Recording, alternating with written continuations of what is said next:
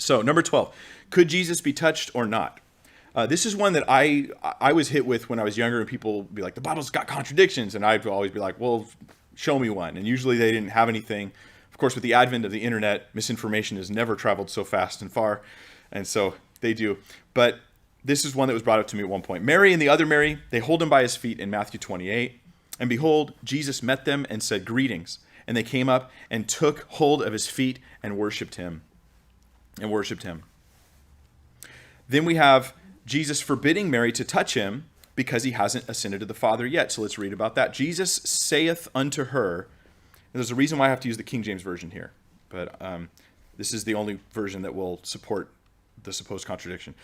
Jesus saith unto her, touch me not, for I am not yet ascended to my Father, but go to my brethren and say unto them, I ascend unto my Father and your Father, and to my God and your God. So he says, don't touch me. So touch me or don't touch me. Touch me or don't touch me. Which one is it?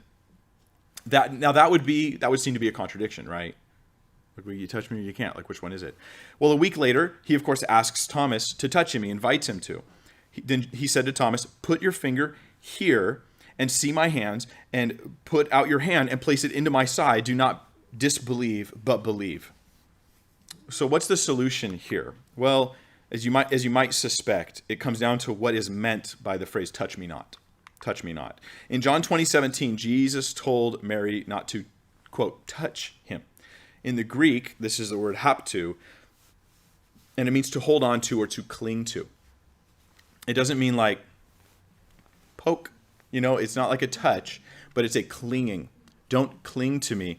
This means he wasn't saying not to touch him at all, but not to cling to him because he had more to do. I'm having yet ascended to my Father. It seems a mysterious statement, but in other words, there's other things to do. So don't cling to me.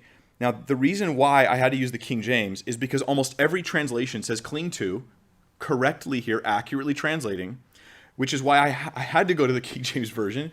And keep in mind, remember, in the King James times, they knew less about Greek than we know now. And so I would lean towards a modern translation. This is one of the reasons for that. So it's only a quote contradiction when you have a less accurate translation, and when you have a more careful and accurate, honest translation, it disappears entirely.